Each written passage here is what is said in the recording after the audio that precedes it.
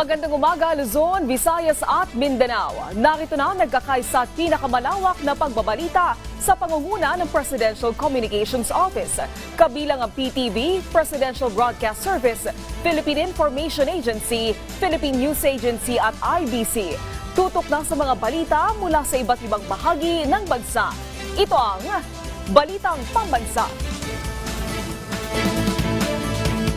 Ngayong umaga sa Balitang Pambansa, Department of Agriculture nagdeklara na ng Food Security Emergency.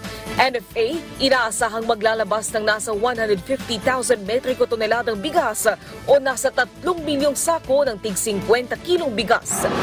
Western Mindanao Command, masusing binabantayan at minomonitor ang galaw ng 3 barko ng Chinese People's Liberation Army Navy na pumasok sa teritoryo ng Pilipinas.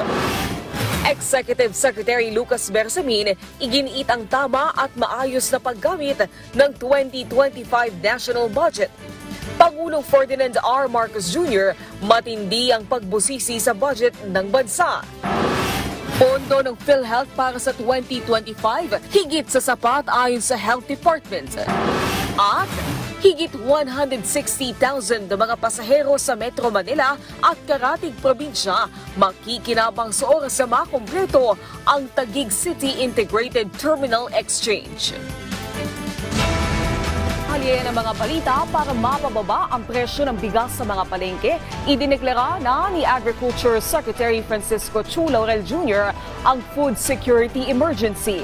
Ibig sabihin nito, papayagan na ang National Food Authority na magbenta ng murang bigas sa mga kadiwa ng Pangulo at lokal na pamahalaan na ibebenta sa mga consumer. Ayon sa NFA, pinatataas nila ang supply ng NFA rice sa Metro Manila para makapagbuhos ng supply sa NCR. Una nang sinabi ni Chu Laurel na posible nitong mapababa sa 3 hanggang 5 piso ang kada kilo ng bigas. Makatutulong din ang hakbang para paluwagin ang mga bodega ng NFA at magbibigay daan para maipasok ang mga bagong ani ng mga magsasaka ngayong harvest season. May 700,000 sako ng bigas ang NFA ngayong buwan ng Pebrero. Ang inaasahang non-regular o palumang stock na kinakailangan ng ilabas. Magtatagal ang National Food Security Emergency hanggang bumuti na ang price trend sa bigas. Muling binigyang diin ng administrasyon ni Pangulong Ferdinand R. Marcos Jr. ang adhikain na gamitin ng tama at maayos ang pera ng taong bayan. Ayon kay Executive Secretary Lucas Bersamin, ito ang dahilan kaya't matindi ang pagbusisi na ginawa ng Pangulo sa 2025 National Budget. Dapat aniyang alalahanin ng publiko na binito ng Pangulo ang pinakamalaking pondo sa kasaysayan ng bansa. Binigyan din ni Bersamin na si Pangulong Marcos Jr. din ang kauna-unahang Pangulo na personal na inisa-isa at tinanggal ang mga hindi mahalagang proyekto sa national budget at inilipat ang pondo sa mas mahalagang proyekto. Sinabi ni Bersamin na may ipinatutupad na ring mas mahigpit na kondisyon sa pagpapalabas ng budget para matiyak na magagamit ito sa mga prioridad na proyekto at hindi sa interes ng iilan. Tiniyak ni Bersamin na alinsunod sa kautusan ng Pangulo ang gagawing transparent na pagpapalabas ng pondo na naaayon sa batas at maayos na pamamahala. Binigyan din ng Malacanang na hindi makikialam si Pangulong Ferdinand R. Marcos Jr.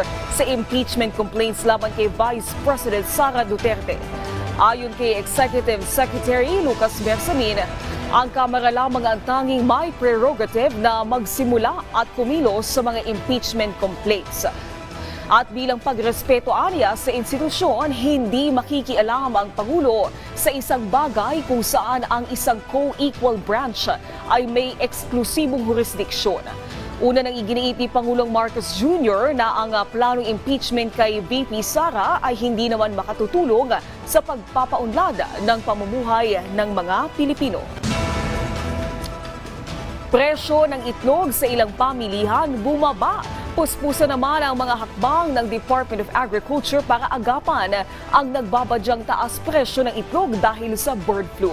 May balitang pambansa si Bel Custodio ng PTV Live. Good news dahil bumaba ang presyo ng itlog dito sa Commonwealth Market. Ito ay sa kabila ng suliranin ng avian influenza o bird flu. Ayon sa nagtitinda ng itlog sa palengke, bumaba ng 20 piso per tray ang itlog ngayong buwan kumpara noong Disyembre. Stable din ang supply nito. Para sa presyo ng itlog dito sa Commonwealth Market, mabibili ng 7 pesos and 50 centavos kada piraso ang small, 8 pesos kada piraso naman ang medium, 8 pesos and 50 centavos sa large at 14 pesos kada piraso naman sa itlog na maalat. Mas makakatipid kung per tray ang bili.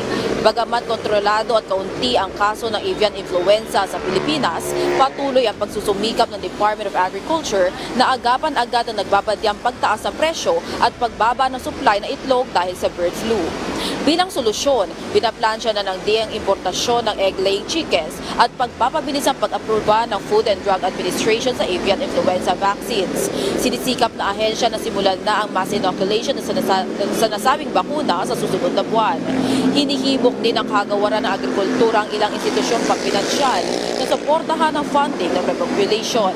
Ang pagsisikap ng DA para pababain ang presyo at gawing stable ang supply ng basic commodities ay alinsunod sa direktiba ni Pangulong Ferdinand R. Marcos Jr. para sa food security.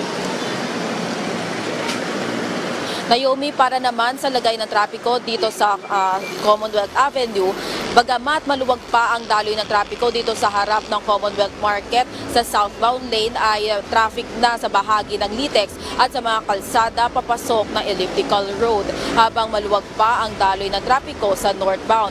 Paalala lamang sa mga babiyahe na magdala ng panangga ng ulan o sa ulan kagaya ng kapote at payong dahil kasalukuyan ng umuulan dito sa Commonwealth Avenue. Mula sa People's Television Network, Vel Custodio, Balitang Pambansa. Maraming salamat, Vel Custodio. Samantala, prioridad ng pamahalaan na ipamahagi sa biktima ng Bagyong Christine ang natanggap nilang 400 toneladang donasyon ng bigas mula sa South Korea. Ayon sa Department of Social Welfare and Development, hahatiin ito para sa mga rehiyon na labis na sinalanta ng nakaraang bagyo tulad ng Ilocos, Cagayan, Central Luzon, Calabarzon at Bicol Region. Nasa 100,000 sako anya na tig 40 kilograms kada sako ang kabuang bilang ng nasabing donasyon. Bagay na pinagpasalamat ni DSWD Secretary Rex Gatchalian. Binigyan din naman ni Korean Ambassador Lee Sang-hwa ang matatag na ugnayan ng dalawang bansa. Minomonitor din ng Western Mindanao Command ang 3 People's Liberation Army Navy ng China na unang naispatan sa West Philippine Sea at naglayag patungong Mindoro hanggang nakarating ng Sulusi. Ang 3 PLA vessel ay ang Renhai-class cruiser-guided missile, Jiankai-class frigate 2 at isang Type 903 Fuchi-class replenishment oiler na naglayag sa loob ng karagatan ng Pilipinas. Huling namataan ng 3 PLA patungong Sibutu Passage at Basilan Strait. Paniniwala ng Western Mindanao Command, tatahakin ng 3 barko ang mga karagatan sa ibang bansa sa Asia upang matiyak ang seguridad ng ating karagatan.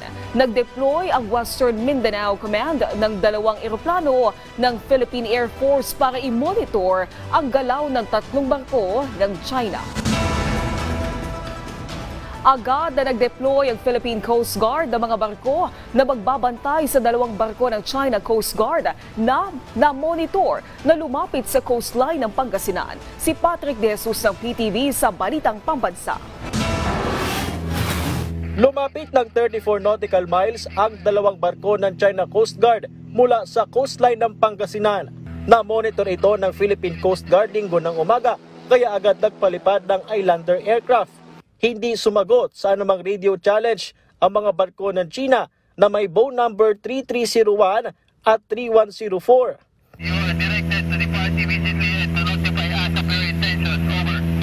I-deploy rin ang BRP Cabra at BRP Bagakay para magpantay, kung saan napalayo na mga ito ng 70 to 75 nautical miles mula sa Luna, La Union. Ito na ang pinakamalapit na distansya na ginawa ng mga barko ng China mula sa coastline ng bansa ngayong taon.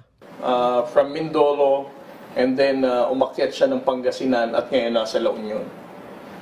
We still don't know where will be the final area na kung saan maglalagi itong China Coast Guard vessels na to.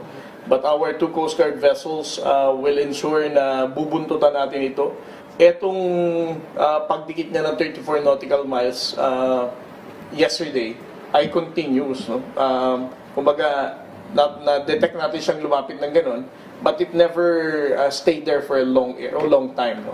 Isang buwan naman nang nagpapalitan ang mga barko ng China Coast Guard sa bahagi ng Exclusive Economic Zone ng Pilipinas mula Zambales. Muling bumalik dito ang The Monster Ship noong Sabado, pero ayon sa PCG ay naitaboy na itong muli ng 120 nautical miles mula sa coastline ng bansa. Dahil na rin ito sa ginagawang pagbabantay ng BRP Teresa Magbanwa upang pigilan na makalapit pa ang nasabing barko. Ayon sa isang eksperto, tama lamang ang mga ginagawang hakbang ng PCG sa kabila ng limitadong assets, kung saan hindi rin daw dapat magpapikon sa mga ganitong paninindak ng China. The more we show alarm, the more we show primarily fear, then their gray zone operation is being effective. So the best thing to do is, of course, to challenge them. Limited capabilities, we would stand on our ground. It's an open book that we have a very limited number of assets. No? That can also be a possibility. On the part of the Philippine Coast Guard, we are strategically managing our limited resources. As far as the Coast Guard is concerned, we are adhering to the guidance of President Bongbong Marcos. No? Ilang beses niya na itong sinabi, we should not be the reason to escalate the tension. We are not instigators of war when we are a peace-loving nation. Samantala, kasunod ng pagkakahuli sa mga dayuhang Chinese dahil sa umunoy pang-espiya kung saan kabilang sa tiniktikan ng mga ito ang naval docks at Coast Guard stations, tiniyak ng PCG na may mga sistemang nakalatag upang hindi magkaroon ng leak sa kanilang mga operasyon. As far as the personnel on board, the Coast Guard personnel are concerned, they are properly vetted, no? And they are also reminded every once in a while yung secrecy and confidentiality ng ating deployment ng Coast Guard asset. We also have different ways to do background check to our personnel na siguraduhin na they will not be the source of leak ng ating movement. Mula sa People's Television Network, Patrick De Jesus para sa Balitang Pambansa.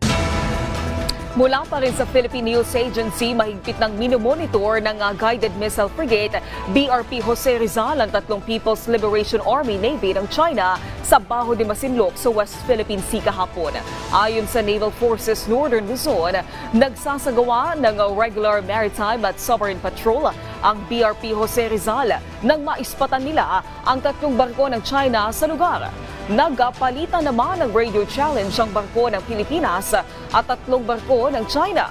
Sinabi ng NFNL na ang presensya ng mga barko ng China sa karagatan ng Pilipinas ay patunay lang na binabaliwala nila ang international law at walang pakialam sa kapayapaan sa rehiyon. Patuloy ang paninindigan ng Northern Luzon Command o NOLCOM na magsagawa ng maritime operations sa lugar at ibinyag ang iligal na aktibidad ng China. May magandang epekto naman sa administrasyon o administration candidates na tatakbo sa 2025 midterm elections ang pinakabagong resulta ng SWS survey kung saan mayorya ng mga Pilipino ang kontento sa pamamahala ng administrasyon. Si Alvin Baltazar na Radyo Pilipinas sa Balitang Pambansa.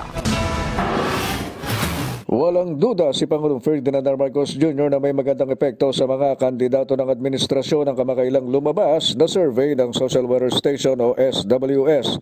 Sa nasabing survey ay sinasabing 59% ng mga Pilipino ang nasisiyahan sa pangkalahatang performance ng administrasyon ni Pangulong Marcos Jr. Ayon sa punong ekutibo, makakatulong ang kamakailang survey para sa kanilang mga pambatong kandidato upang maiangat at lumakas ang kanilang ginagawang pagtakbo para sa papalapit na 2025 midterm election. Una na ding pinahayag ng Pangulo na nagbibigay ng lakas ng loob sa administrasyon ang survey na nagpapakita na mayorya ng mga Pilipino ay kontento sa kanilang ginagawa. Ayon sa Pangulo, nagsisilbihan ang dahilan ito para lalo pa nilang pag-igihan ang kanilang trabaho. I'm sure it has an effect. Makakatulong. Siyempre, lalakas ang loob namin para patibayin pa, pagandahin pa namin ang trabaho namin. Naniniwala naman ang Pangulo na ang isasabak na mga kandidato ng administrasyon mula man ito sa partido, koalisyon o alyansa ay nauunawaan ang sinusulong nilang hangarin na pagkakaisa. Kumpiyansa din ng Chief Executive na mga napili nilang tatakbo sa midterm election ay hindi lamang magiging magagaling sa pagsabak nito sa halalan, kundi higit sa lahat ay mahusay at matibay sa serbisyo publiko. Kaya palagay ko naman ay napili natin ang pinakamahusay, pinakamagagaling at pinakamatibay hindi lamang sa eleksyon kung hindi sa serbisyo publiko. At kaugnay ng nalalapit na eleksyon, naisa niya ng Pangulo na makamit ang 12-0 sweep para sa senatorial candidates ng administrasyon habang hanga din itong magwagi ang tatakbo naman sa local level. Para sa Balitang Pambansa, Alvin Baltasar ng Radyo Pilipinas. At para mapalakas pa ang pamumuhuna na daan sa tuloy-tuloy na paglago ng ekonomiya, isang Be Ready o Business Ready Environment ang ikinasa ng ARTA kasama ang World Bank. Layon nitong tugunan ang mga problema sa mga negosyo sa bansa. Si Christian Bascones ng PTV sa Balitang Pambansa. Sa ngayon po kasi mas pinabilis na siya ngayon kasi may mga digital na siya sa mga pagkuha po ng mga permits. Kumpara po sa dati na wala pa po, mas nahihirapan po dati na kumuha ng mga business permits. Yan ang napansin ng mga negosyante sa pagkuha ng business permits at requirements. Resulta raw yan ng programa ng administrasyon ng Pangulong Ferdinand Marcos Jr. sa pagpapatupad ng Republic Act 11032 o ang Ease of Doing Business and Efficient Government Service Delivery Act of 2018. Ayon sa Anti-Red Tape Authority, makakaakit sa business investors ang batas. These scores show regulatory framework excellence, attributing to the government's ongoing ease of doing business initiatives and digitalization efforts, which have streamlined regulatory processes, enhanced transparency, and reduced bureaucratic inefficiency. Para mas palakasin pa ang pamumuhunan na siyang susi sa paglago ng ekonomiya at mapababa ang poverty rate ng bansa, nagsagawa ng forum ang ARTA at World Bank Group na tatalakay sa Be Ready o Business Ready Environment. Layunin nitong mabigyan ng solusyon ang mga problema na kinakaharap ng mga negosyo sa bansa. Sa datos na inilabas ng World Bank, hindi tugma ang malaking labor capability ng bansa sa kulang na employment opportunities. Dahil yan sa kakulangan ng mga namumuhunan. Isa sa mga nakikitang dahilan ang pag-atras ng mga investors dahil sa mahabang proseso ng permits. Kasunod ng pagtalakay rin ang analytical framework na Be Ready. Kabilang sa mga pinag-aralan sa paghimok sa iba't ibang industriya na mamumuhunan sa Pilipinas. Business Ready has this short name, Be Ready, which of course, as you can tell, is a call for action. Because this is exactly what is needed, a call for action from the private sector and also from the government. Ayon naman sa World Bank, epektibo ang ease of doing business para mabawasan ang poverty rate ng bansa. 12 milyong trabaho kasi ang nabigyan ng labor sector. Over the past decades, the Philippines has made significant progress in improving the business environment. The passage of the Ease of Doing Business Act and the establishment of the Anti-Red Tape Authority are key milestones in this journey.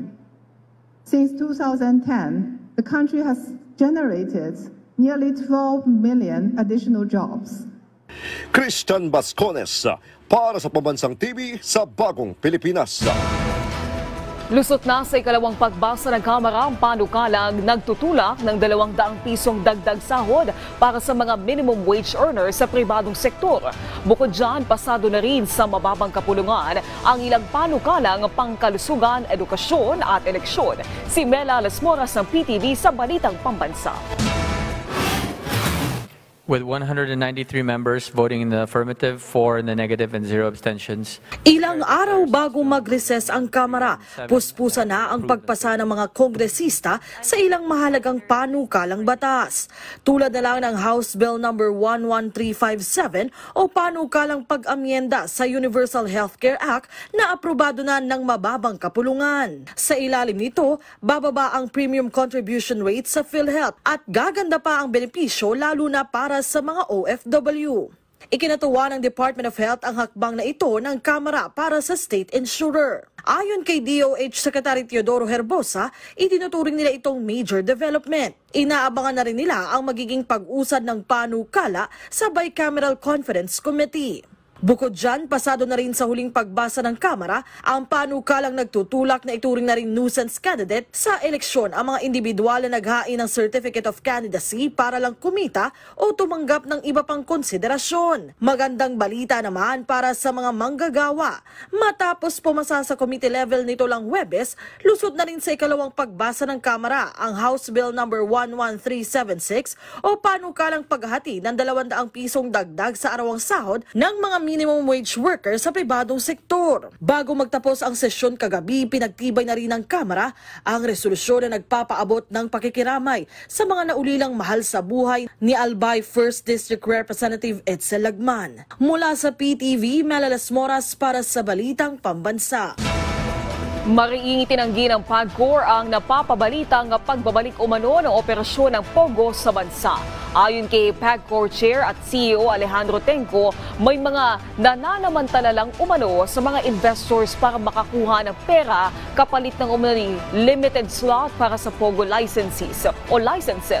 Wala rin ang plano si Pangulong Ferdinand R. Marcos Jr. na ibalik ang operasyon nito. Kaya't paalala ng PAGCOR sa publiko na mag-ingat sa mga kumakalat na text messages tungkol sa umano'y muling pagbubukas ng Pogo. Mari umano itong i-report sa kanilang tanggapan o sa otoridad. Target ng pamunuan ng Department of Transportation na mas pagaanin o mas maging komportable ang pagbiyahe ng mga motorista pagsapit ng 2027.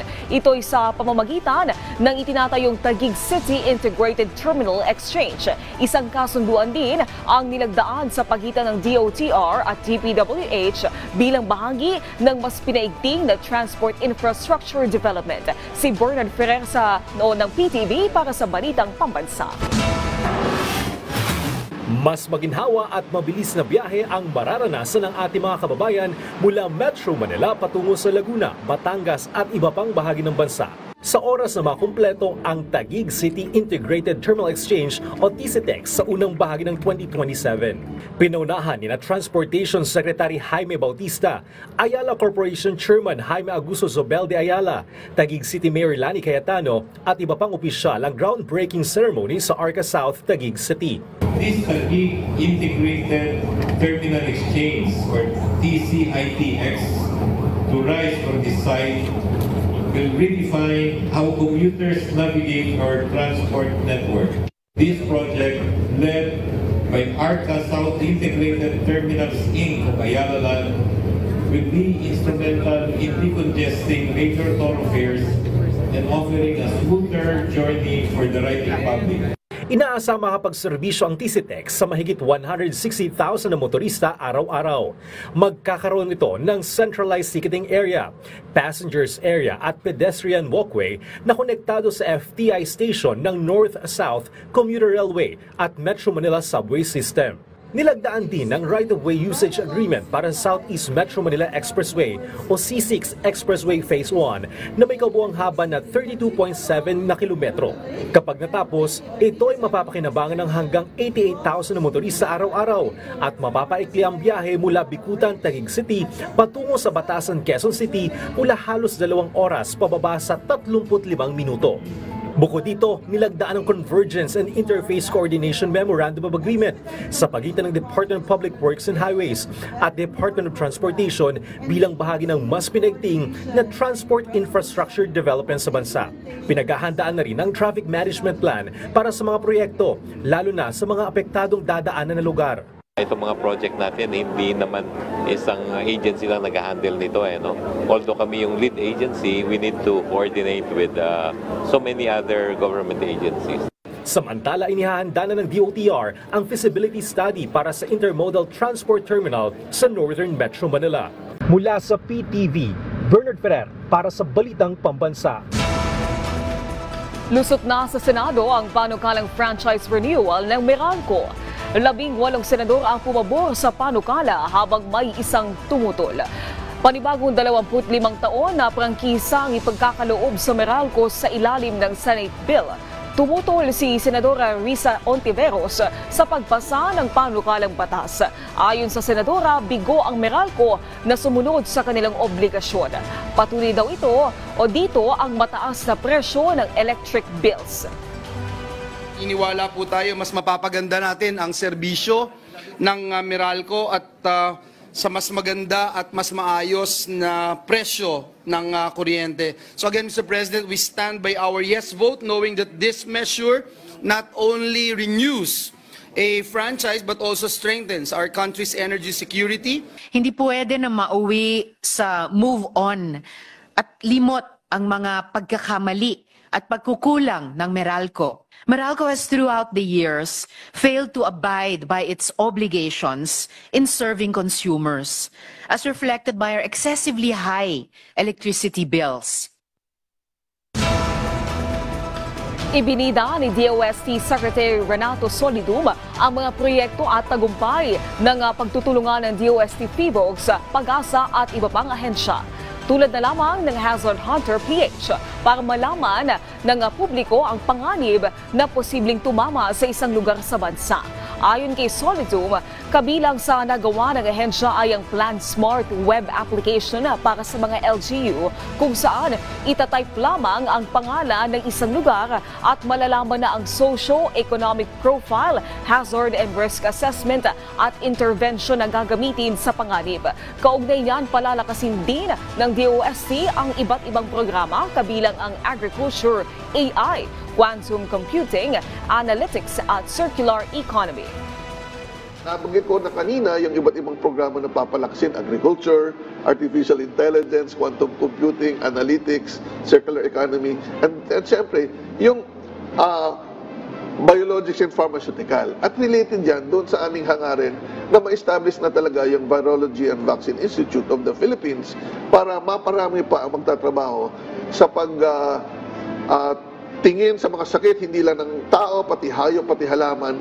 Kasi maliban sa paghanda sa susunod na pandemic, na talagang kailangan paghandaan ay yung food security. Nakatakdang pagbubukas ng kauna-unahang public medical school sa Caraga Region, malaking tulong sa mga estudyante at mga nagpapaaral na magulang. May balitang pambansa si Jocelyn Morano na Radyo Pilipinas, Butuan. Laking tuwa ng mga estudyante ng Caraga Region ang nalalapit na pagbubukas ng School of Medicine sa Caraga State University dito sa Butuan City.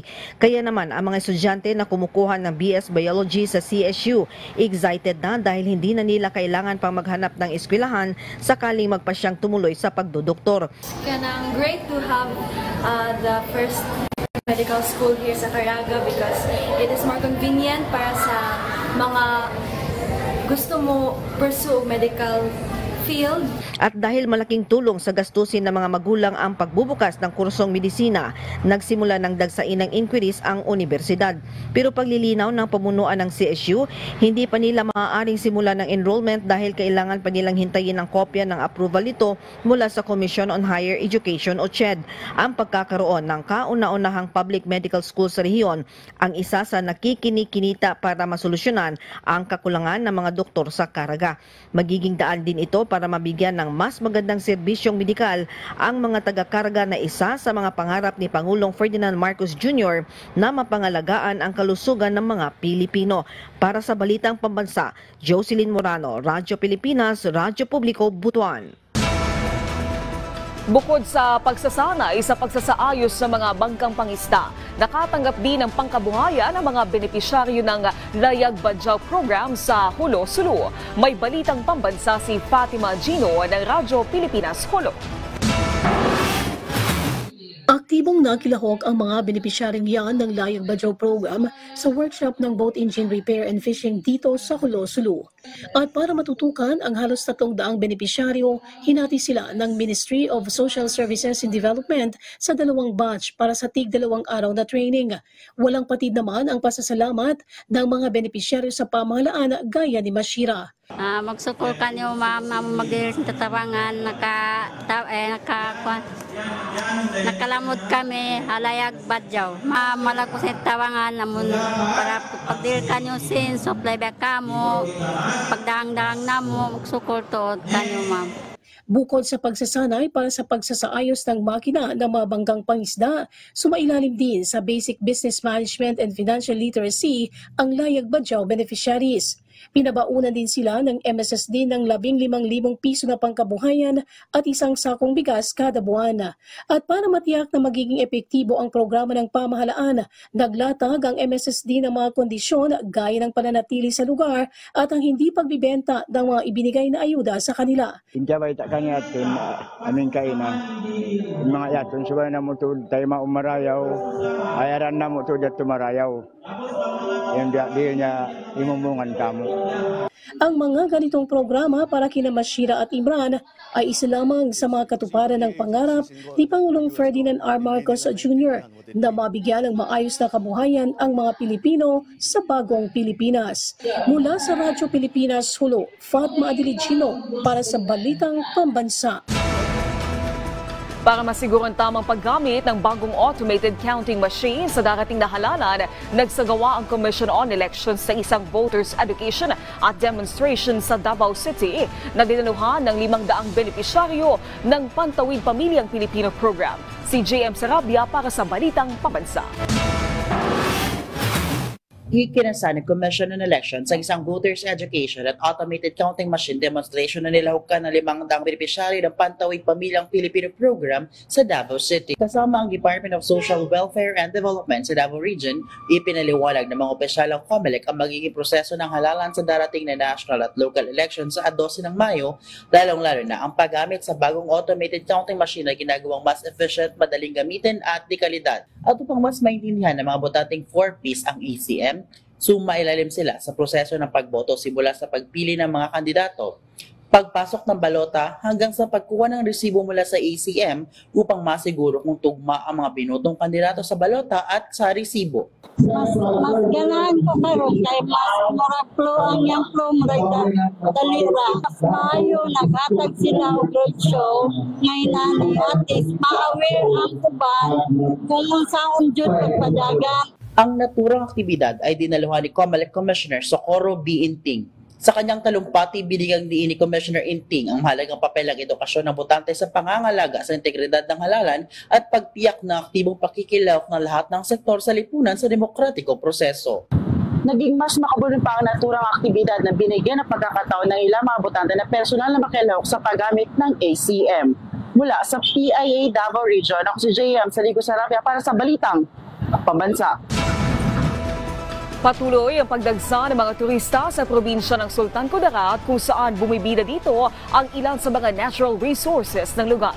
Ikinatuwa naman ni Governor Manguda Datu ang oportunidad na magbago o mabago nila ang imahe ng kanilang lalawigan.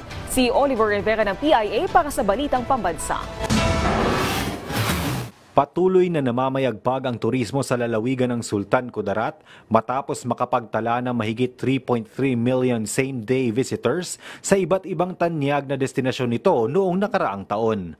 Kabilang sa mga dinarayong lugar ang Baras Bird Sanctuary sa lungsod ng Tacorong, La Palmera Mountain Ridge at Pangadilan Falls sa Columbio, Bansada Eco Park sa Bagong Bayan at Esperanza Hot and Cold Spring. Bukod sa mga likas na tanawin, naging sentro rin ng atensyon ng lalawigan sa pag-host ng malalaking aktibidad tulad na lamang ng Miss Universe Philippines, Kalimudan Festival at iba pa. Ayon kay Sultan Kudarat Governor Datu Pax Ali Manguda Datu, ang patuloy na promosyon ng lalawigan ay isang hakbang upang baguhin ang imahe nito at makahikayat ng mas maraming mamumuhunan. Is my goal, especially coming from a youth, na ako po ay isang kabataan. I wanted everyone to see Sultan Kudarat is not the Sultan Kudarat na nakakatakot, Sultan Kudarat na ito ay tahimik, mapagmahal, makulay, marunong magsaya at nagkakaisa ang Muslim, Kristiyano at lumad. Sa patuloy na pagsulong ng turismo at pagpapalakas ng mga programa ng lokal na pamahalaan, tiyak na patuloy pang aangat at higit pang masisilayan ng mundo ang natatanging ganda at kultura ng Sultan Kudarat. Mula sa Philippine Information Agency SOCSARGEN, Oliver Rivera, Balitang Pambansa. Samantala, abangan sa bagong Pilipinas ngayon, mainit namang tatalakayin ang mga programa at proyekto ng National Amnesty Commission. Isang ilalatag yan ni NAC Chairperson Lea Armamento. Mamaya na po yung 12:30 ng tanghali, kaya tutok lang dito sa inyong pambansang TV, ang PTV. Maraming salamat sa pagsama sa amin ngayong umaga. Tumutok muli sa ating programa mamayang alas 12 ng tanghali kasamang buong puwersa ng Presidential Communications Office. Itong nagkakaisang puwersa ng pagbabalita mula sa PTV. Ako si Naomi Tiburcio. Ito ang Balitang Pambansa.